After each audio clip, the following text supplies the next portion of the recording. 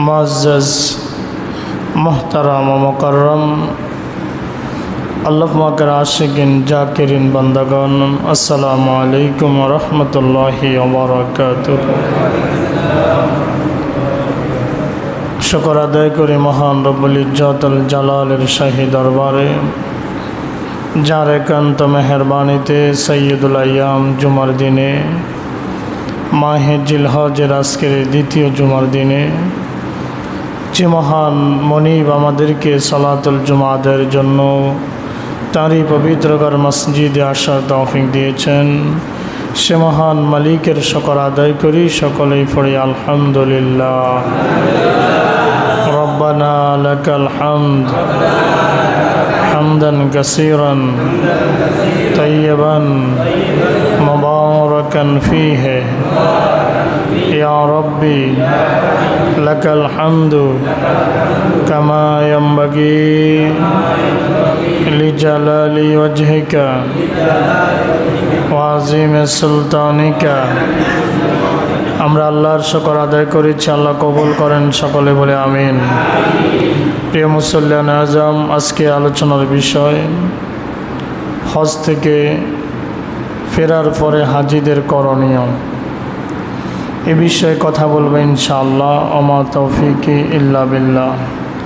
সুবহানাকা লা ইলমা লানা ইল্লা মা আল্লামতানা ইন্নাকা আনতাল আলিমুল হাকিম। এ বিষয়ে যাওয়ার আগে সমসাময়িক একটা বিষয় আপনাদের দৃষ্টি আকর্ষণ করছি। সেটি হলো সরকারের একজন ঊর্ধ্বতন কর্মকর্তা। আপনারা যার কথা ইতিমধ্যে মিডিয়ার মাধ্যমে জেনেছেন, নাম হলো ডক্টর মতিউর রহমান, জাতীয় রাজস্ব বোর্ড এনবিআরের কাস্টমস এক্সারসাইজ ও ভ্যাট আপিলাত ট্রাইব্যুনালের প্রেসিডেন্ট। সম্প্রতি ঈদুল আজহায় রাজধানীর মোহাম্মদপুরের সাদেক এগ্রো থেকে 15 লাখ টাকায় একটা ছাগল কিনে একটা যুবক আলোচনায় এসেছে। ওই যুবকটা এই লোকের পুত্র। এই লোকের কি? যুবকটির নাম মুশফিকুর রহমান ওরফে ইফাত। মুশফিকুর রহমান ওরফে ইফাত। এখন আপনারা বলবেন, হুজুর কোরবানি চলে গেছে, কোথায়কার কোন লোক 15 লক্ষ টাকা দিয়ে একটা ছাগল কিনছে, এটা আমাদের শুনে লাভ কি? লাভ আছে। এই লোকের ছেলে যখন 15 লক্ষ টাকা দিয়ে ছাগল কিনছে, কত লাখ? 15 লক্ষ টাকা দিয়ে কোরবানির জন্য ছাগল কিনেছে। এটা মিডিয়ার নজরে এসেছে, এটা নিয়ে সারা দেশে একটা হইচই পড়েছে যে ছাগলের দামও কি 15 লাখ টাকা হয় নাকি। তো এখন যে জিনিসটি আলোচনায় এসেছে সেটি হলো এই টাকা দুর্নীতির টাকা। কিসের টাকা?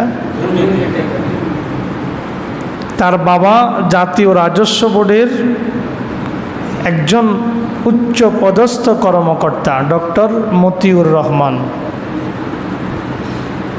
মজার বিষয় হলো, বিষয়টা এখানে এনেছি এজন্য, মজার বিষয় হলো ছেলে যখন 15 লক্ষ টাকার ছাগল কিনে আলোচনায়, বাবা ছেলেকে অস্বীকার করেছে যে এটা আমার ছেলে না, এটা আমার। কে অস্বীকার করতেছে? বাবা চিন্তা করেছে এটাকে আমি অস্বীকার করি তাইলে আমি আর বিপদে পড়ব না। দৈনিক ইত্তেফাকের রিপোর্ট, এবং এটা গত রাতের রিপোর্ট। ছেলেকে অস্বীকার করে ছাগল কাণ্ডে পেশে যাচ্ছে মতিউর। যে পত্রিকা আজকে প্রকাশ হয়েছে, এই পত্রিকা এসেছে দৈনিক ইত্তেফাক। দৈনিক ইত্তেফাক। ছেলেকে অস্বীকার করে ছাগল কাণ্ডে পেশে যাচ্ছে মতিউর। দৈনিক ইত্তেফাকের রিপোর্ট, আমার কথা না। তা আমি যেই জন্য বিষয়টা এখানে এনেছি সেটা হলো, দুনিয়াতে বাবা একটুখানি বিপদে পড়েছে, দুর্নীতির কারণে ছেলেকে অস্বীকার। কিয়ামতের দিন যে ভয়াবহতা হবে, সেই ভয়াবহ দিনের অবস্থা কি হবে? দুনিয়ার এই সামান্য বিপদ হয়তো একটা কেস মামলা হবে, এই তো কথা বলেন। জেল দেখ আর জুলুম দেখ, যাই দেখ, দুনিয়াতে কি আগুন দিয়ে শাস্তি দেওয়া হয়? জাহান্নামের আগুনকে 1000 কোটি দিয়া ভাগ করলে 1 ভাগ শাস্তিও কি দুনিয়াতে হবে? জাহান্নামের 1 সেকেন্ডের শাস্তি ভোগ করার ক্ষমতা কি দুনিয়ার মানুষের আছে? নাই। বিষয়টা এনেছি এজন্য, দুনিয়াতে বাবা বিপদে দেখছে যে ছেলের কারণে আমি বিপদে পড়তেছি, আগেই ছেলেকে অস্বীকার। মিডিয়া ইতিমধ্যে প্রমাণ করেছে যে এই ছেলে তারই। তাহলে পরকালে যখন বাবারা বিপদে পড়বে, তখন ছেলে বাবাকে অস্বীকার করবে। ছেলে যখন বিপদে পড়বে, বাবা ছেলেকে অস্বীকার করবে। এই কথাটা আল্লাহ তাআলা 1450 বছর আগে কোরআনে মাজিদের মধ্যে আমাদেরকে জানাইছেন। আমার কাছে মনে হচ্ছে যে ডক্টর মতিউর এবং তার ছেলের এই ঘটনাটা আমাদেরকে কিয়ামতের ভয়াবহতা স্মরণ করিয়ে দিয়েছে। আল্লাহ বলেছেন, ইয়াওমা ইয়াফিরুল মারউ মিন আখিহি ওয়া উম্মিহি ওয়া আবিহি ওয়া সাহিবাতিহি ওয়া বানিহি লিকুল্লি ইমরিইম মিনহুম ইয়াওমাইযিন শানুন ইউগনি। আল্লাহ বলেছেন, ইয়াওমা ইয়াফিরুল মারউ মিন আখিহি, সেদিন ব্যক্তি তার ভাই থেকে পলায়ন করবে। ভাইয়ের সাথে হাসরের ময়দানে দেখা হয়ে যাবে, পলসরাতে দেখা হয়ে যাবে, মিজানে দেখা হয়ে যাবে। বলবে, দুনিয়াতে আমার কোনো ভাই ছিল না, ভাইকে দেখে পলায়ন করে চলে যাবে। শুধু ভাইকে নয়, মাকে অস্বীকার করবে, বাবাকে অস্বীকার করবে। ওয়া উম্মিহি ওয়া আবি, আল্লাহ বলেন তার মাকে দেখে সে পালিয়ে যাবে। মা সন্তানকে পরিচয় দেবে না, সন্তান সেদিন মাকে পরিচয় দেবে না, বাবা সন্তানকে পরিচয় দেবে না, সন্তান বাবাকে পরিচয় দেবে না। ওয়া সাহিবাতিহি ওয়া বানি, এমনকি যে স্ত্রীর সাথে একে বালিশের মধ্যে মাথা রেখে ঘুমিয়েছে, নিজের অন্তরের অন্তরস্থলে জায়গা দিয়েছে স্ত্রীকে, সেই স্ত্রীকে ভুলে যাবে। স্ত্রীকে দেখলে পরিচয় দিবে না, স্ত্রী স্বামীকে পরিচয় দিবে না, সন্তান সন্ততিকে পরিচয় দেবে না, কেউ কাউকে পরিচয় দেবে না। ওয়া বানি, বানি মানি সন্তান, যে সন্তানের জন্য টাকার পাহাড় রেখে যাওয়ার জন্য আজকে একটা দুইটা নয়, শত শত প্লট আর ফ্ল্যাট কিনে কোটি কোটি হাজার কোটি টাকার মালিক হয়ে যাচ্ছে। সম্পদের পাহাড় যে সন্তানের জন্য ঘটছে, আল্লাহ বলেন ও বানি, সেই সন্তান থেকে পলায়ন করবে। বাবা সন্তানকে পরিচয় দেবে না, সন্তান বাবাকে সেই দিন পরিচয় দেবে না। একটা বিভীষিকাময় পরিস্থিতি সেই দিন কিয়ামতের ময়দানে তৈরি হবে। সেই কঠিন দিবসে আল্লাহ পাক রব্বুল আলামিন ছাড়া আর আশ্রয় দেওয়ার মতো কেউ থাকবে না। নবী মুহাম্মদ সাল্লাল্লাহু আলাইহি ওয়াসাল্লাম ছাড়া শাফায়াতকারী আর কেউ সেই দিন থাকবে না। আল্লাহ পাক কোরআনে কারীমের মধ্যে বলেছেন, যারা কলবে সালিম নিয়ে আসবে কিয়ামতের ময়দানে শুধু তারাই মুক্তি পাবে, আর কেউ মুক্তি পাবে না। আল্লাহ এভাবে বলেন, ইল্লা মান আতাল্লাহা বিকলবিন সালিম, শুধুমাত্র কলবে সালিম নিয়ে যারা উপস্থিত হবে, কলবে সালিম ওয়ালাদেরকে আল্লাহ সেদিন ডাক দিয়া বলবেন, ইয়া আইয়াতুহান নাফসুল মুতমাইন্না ইরজিই ইলা রাব্বিকি রাদিয়াতাম মারদিয়া ফাদখুলি ফি ইবাদি ওয়াদখুলি জান্নাতি। কলবে সালিম ওয়ালাদেরকে আল্লাহ বলবেন, হে প্রশান্ত আত্মা, ইরজিই ইলা রাব্বিকি রাদিয়াতাম মারদিয়া, তোমার রবের দিকে সন্তুষ্ট চিত্তে তুমি এসো, অগ্রগামী হও। ইরজিই, আমার দিকে ফিরে আসো। আল্লাহ নিজের পরিচয় দিচ্ছেন, ইরজিই ইলা রাব্বিকি রাদিয়াতাম মারদিয়া, তোমার রবের দিকে সন্তুষ্ট চিত্তে ফিরে আসো। ফাদখুলি ফি ইবাদি, আমার বান্দাদের কাতারে শামিল হয়ে যাও। ওয়াদখুলি জান্নাতি, আমার জান্নাতে প্রবেশ করো। সেদিন সন্তান কোনো কাজে, সম্পদ কোনো কাজে, ইয়াউমা লা ইয়ানফাউ মালু ওয়ালা বানুন ইল্লা মান আতাল্লাহা বিকলবিন সালিম। আল্লাহ বলেন, তোমার সম্পদও কোনো কাজে আসবে না, তোমার সন্তানও সেই দিন কোনো কাজে আসবে না। শুধু কলবে সালিম নিয়ে যদি আসতে পারো তবেই তোমার কাজ হবে। ডক্টর মতিউর রহমান একটুখানি বিপদে পড়ে ছেলেকে অস্বীকার। কিয়ামতের সেই বিভীষিকাময় দিনে কি অবস্থা হবে? একটা নেকির জন্য মানুষ আটকে যাবে, একজন আরেকজন থেকে পালিয়ে বেড়াবে, কারণ একটাই, আমার কাছ থেকে একটা নেকি ধার চাই কিনা, একটা নেকি আমার কাছ থেকে চাই কিনা, এই ভয়ে একজন আরেকজন থেকে ছুটোছুটি করবে, পালিয়ে বেড়াবে।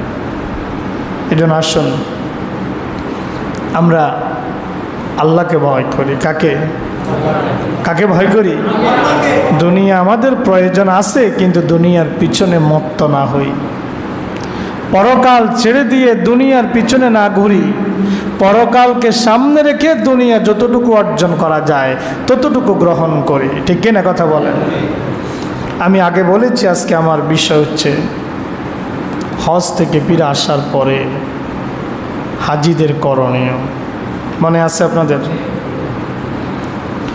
আল্লাহ পাক রব্বুল আলামিন কোরআনে মাজিদের সূরাতুত তাওবা 3 নম্বর আয়াতে বলছেন, ওয়াজানুম মিনাল্লাহি ওয়া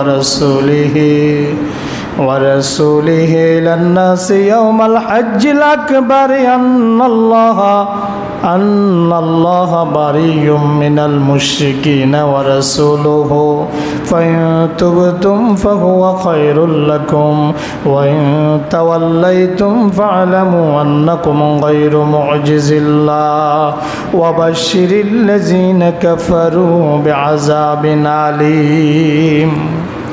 আল্লাহ পাক সূরা তাওবা 3 নম্বর আয়াতে বলেন, ওয়াজানুম মিনাল্লাহি ওয়া রাসূলিহি লিন-নাস, আল্লাহ এবং তার রাসূলের পক্ষ থেকে মানুষের প্রতি আহ্বান। ইয়াউমাল হজ্জিল আকবার, বড় হজের দিনে, আন্নাল্লাহা বারিয়্যুম মিনাল মুশরিকিনা ওয়া রাসূলুহু, নিশ্চয়ই আল্লাহ এবং তার রাসূল মুশরিকদের থেকে দায়িত্ব মুক্ত। মুশরিকদের সাথে আল্লাহ এবং তার রাসূলের কোনো সম্পর্ক, কথা বলেন, আছে? কোনো সম্পর্ক নাই। যেটা হাজিরা তালবিয়া পাঠের সময় উচ্চ স্বরে আওয়াজ দিয়ে দিয়ে বলে, লাব্বাইক আল্লাহুম্মা লাব্বাইক, লাব্বাইক লা শারীকা লাকা লাব্বাইক, আমি হাজির হয়েছি হে আল্লাহ, আমি হাজির হয়েছি তোমার দরবারে, লা শারীকা লাক, তোমার কোনো শরীক নাই। ইন্নাল হামদা, নিশ্চয় সকল প্রশংসা, ওয়ান নি'মাতা, সকল নিয়ামত রাজি, ইন্নাল হামদা ওয়ান নি'মাতা লাকা ওয়াল মুলক, এবং গোটা সাম্রাজ্যের মালিক তুমি, গোটা সাম্রাজ্যের অধিপতি তুমি, সকল সার্বভৌমত্বের মালিক তুমি। শুধু বাংলাদেশ নয়, গোটা পৃথিবীর সার্বভৌমত্বের মালিককে। লাকা ওয়াল মুলক, সার্বভৌমত্বের একচ্ছত্র অধিপতি তুমি। লা শারীকা লাক, তোমার কোনো শারীক নাই। হাজিরা এইভাবে তাওয়াফ করে, দুইখানা কাপড়, এহরামের দুইখানা কাপড় পরিধান করে, সেলাইবিহীন কাপড়, মাথায় টুপি নাই, মাথায় টুপি নাই, সেলাইবিহীন কোনো পোশাক নাই, দুইখানা সাদা কাপড় কাপনের মতো পরে পাগলের মতো দৌড়ায় আর বলে লাব্বাইক আল্লাহুম্মা লাব্বাইক, লাব্বাইক লা শারীকা লাকা লাব্বাইক, ইন্নাল হামদা ওয়ান নি'মাতা লাকা ওয়াল মুলক লা শারীকা লাক। সার্বভৌমত্বের মালিক আল্লাহ তুমি। বাড়িতে আসার পরে দেশে আসার পরে বলে সকল ক্ষমতার উৎস, সকল ক্ষমতার উৎস জনগণ। হজের সময় বলে আসলো সকল ক্ষমতার মালিক আল্লাহ। হজ আসছে না গেছে? কথা কন না কা? আল্লাহ পাক বলছেন ওয়ালাম আন্নাল্লাহা বারিয়ুম মিনাল মুশরিকিনা ওয়া রাসূলুহু। হজের আয়াতের মধ্যেই কথা বলতেছে, নিশ্চয়ই আল্লাহ এবং তার রাসূল মুশরিকদের থেকে মুক্ত। যারা বলবে ক্ষমতার মালিক জনগণ, এরা কি? আয়াত কি বুঝতেছেন? মসজিদে আসেননি আপনারা?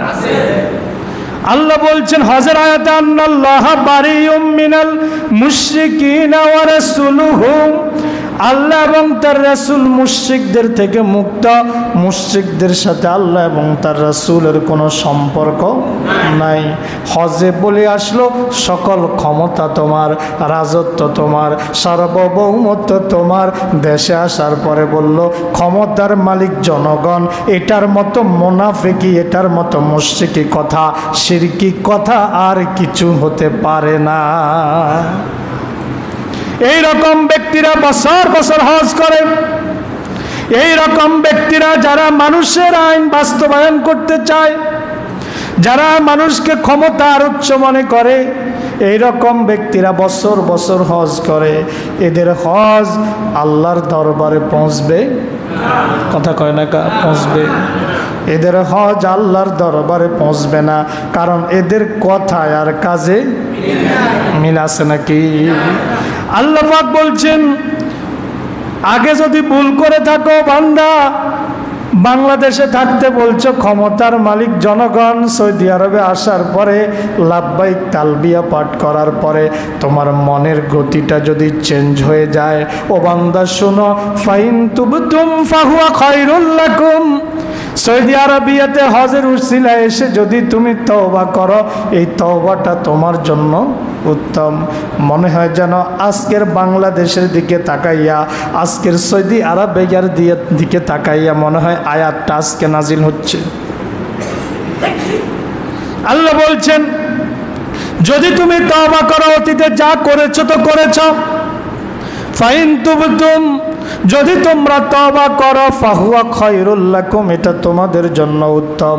ওয়াইন তাওয়াল্লাইতুম, হজ করলা, আমাকে মালিক বানাইলা, সার্বভৌমত্বের মালিক বানাইলা, ক্ষমতার মালিক বানাইলা, সব মালিক বানাইয়া দেশে যাইয়া যদি আগের অবস্থায় ফিরে যাও, ফাইন তাওয়াল্লাইতুম।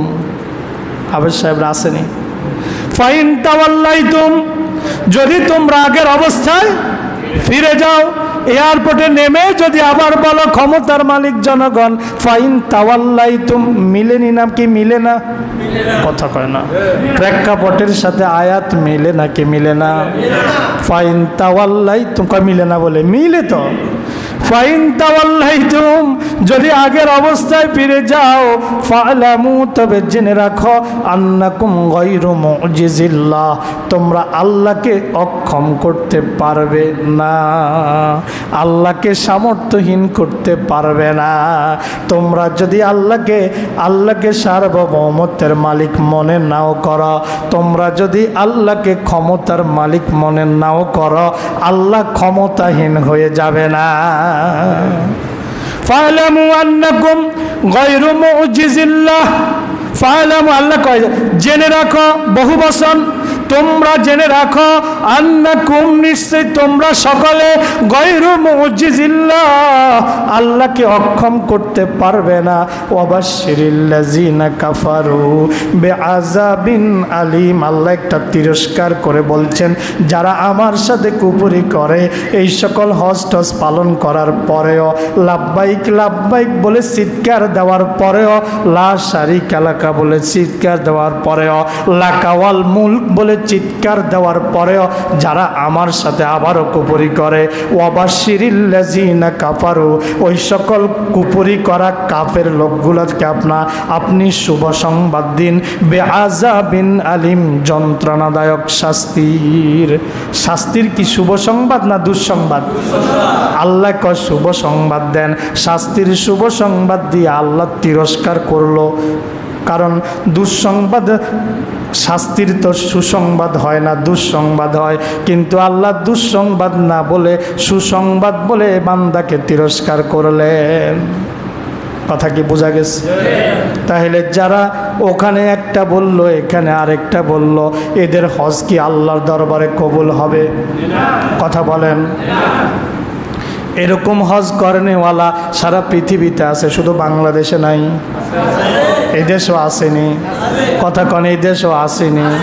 পুরা বাংলাদেশে আছে, শুধু ফরিদগঞ্জে নাই। পুরা ফরিদগঞ্জে আছে, শুধু 16 নম্বরে নাই, আছে। আল্লাহ পাক রব্বুল আলামিন হজ থেকে ফিরে আসার পরে কি করা লাগবে? সূরাতুল বাকারা 200 নম্বর আয়াত আল্লাহ বলেন ফাইজা কাদাইতুম মানাসিকাকুম ফাযকুরুল্লাহা কাযিকরিকুম আবাআকুম ওয়া আশাদ্দা যিকরা ফামিনান নাসি মান ইয়াকুলু রাব্বানা আতিনা ফিদ দুনিয়া ওয়া মা লাহু ফিল আখিরাতি মিন খালাক।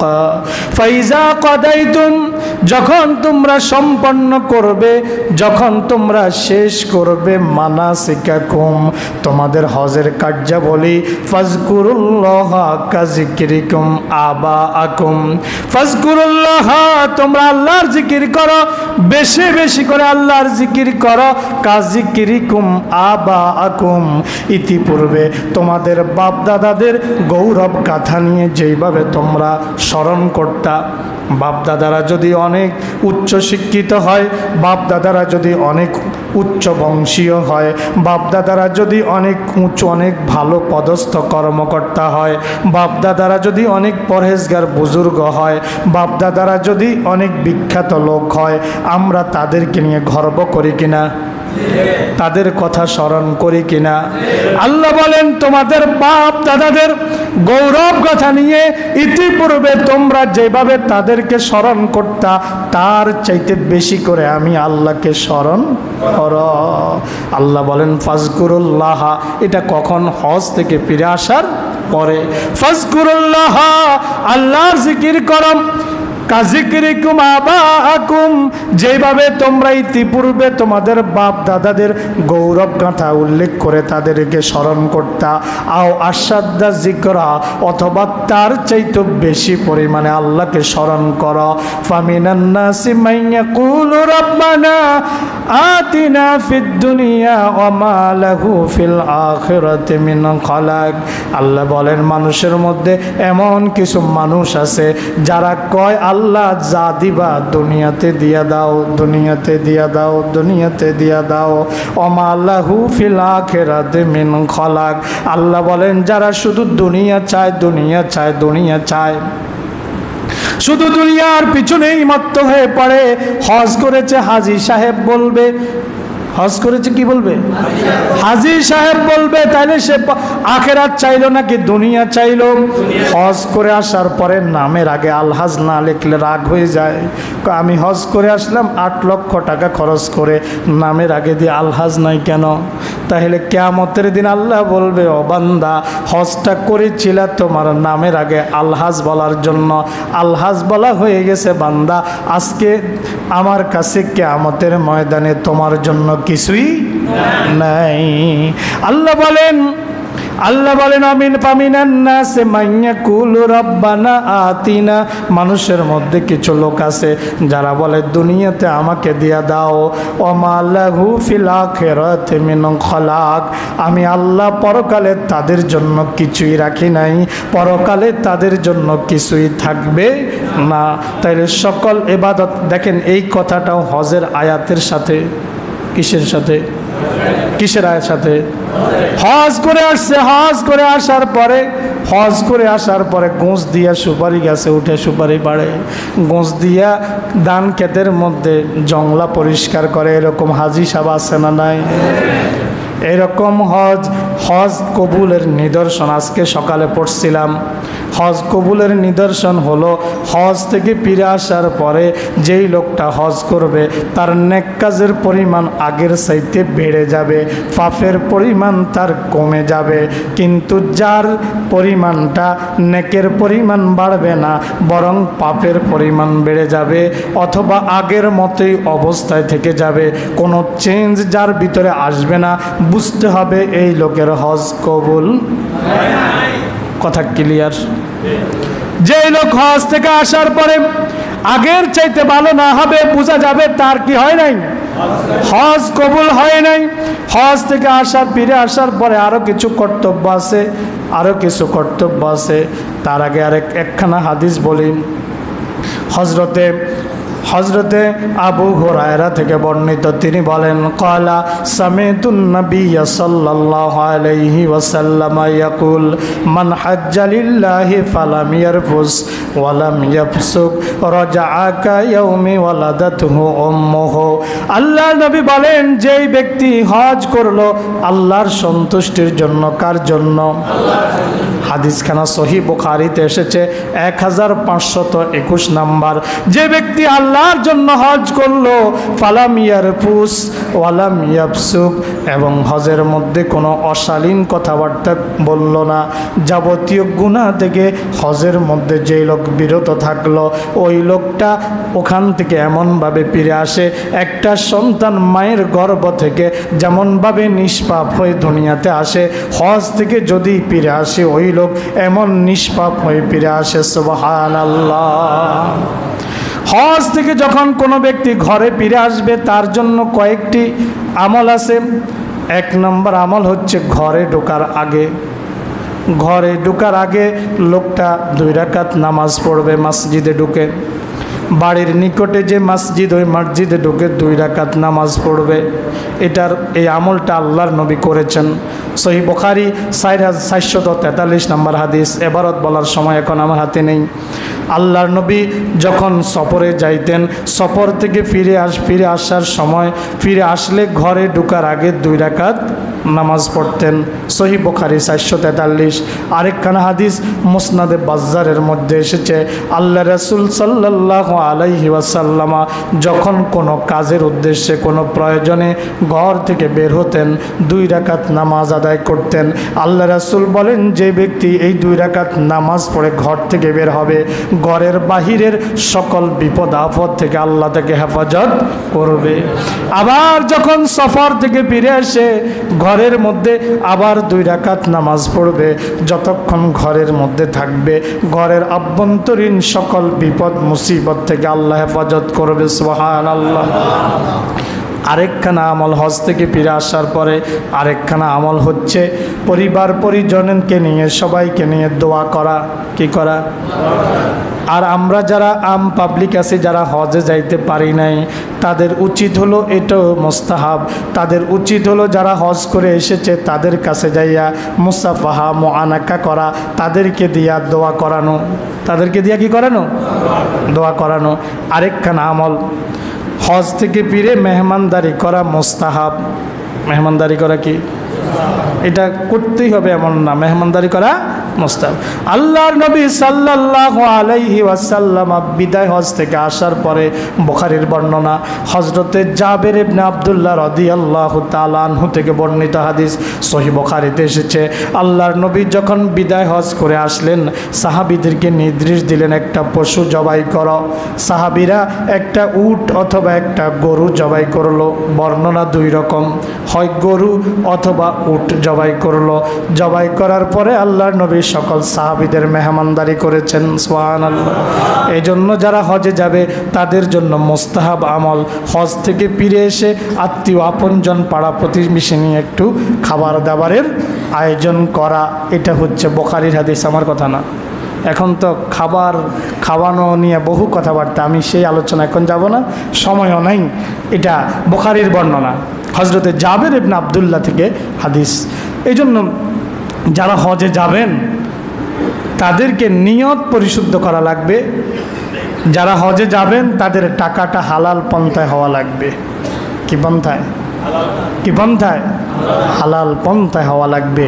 যারা হজে যাবেন তারা নিজের অন্তরকে নিফাক এবং শিরক মুক্ত করে যাবেন। হজ করে আসবেন, সেখানে ঘোষণা দিবেন সকল ক্ষমতার মালিক তুমি আল্লাহ। দেশে আসি বলবেন সকল ক্ষমতার মালিক জনগণ। আপনার এই হজ আল্লাহর দরবারে পৌঁছবে না, পৌঁছবে না, পৌঁছবে না। কথা ঠিক আছে তো? দলিল কোরআন থেকে দিছি তো? কথা কয় না কা? যারা পরে আইছে তারা তো যে কইতে পারে না। তারা কি কইতে পারে না? যে কইতে পারে না। আলোচনা তো শুনেই না, যে কইব কেমনে? এই জন্য আমাদের নিয়তকে পরিশুদ্ধ করে প্রত্যেকটা ইবাদতে আল্লাহর সার্বভৌমত্বের শিক্ষা, প্রত্যেকটা ইবাদতে আল্লাহর একচ্ছত্র ক্ষমতার শিক্ষা। কিন্তু আমরা ক্ষমতার মালিক বানাইছি কারে? জনগণ। ক্ষমতার মালিক জনগণ, এটা বিশ্বাস করাটাই কুপুরি। এটা বিশ্বাস করাটাই কি? অথচ এই কুপুরি কথাটাই আমাদের সংবিধানে লেখা আছে। আল্লাহ পাক আমাদের যারা জাতির কর্ণধার যারা, তাদেরকে আল্লাহ সঠিক সমঝ দান করেন বলে আমিন। আজকের আলোচনার পরিসমাপ্তিতে তাদের শুভ বুদ্ধির জন্য দোয়া করে আমার আলোচনা এখানে শেষ করছি। আমা তৌফিক ইল্লা বিল্লাহ, সুবহানাকা লা ইলমা লানা ইল্লা মা আল্লামতানা ইন্নাকা আনতাল আলিমুল হাকিম। যারা সুন্নত পড়েন নাই, সুন্নত পড়েন।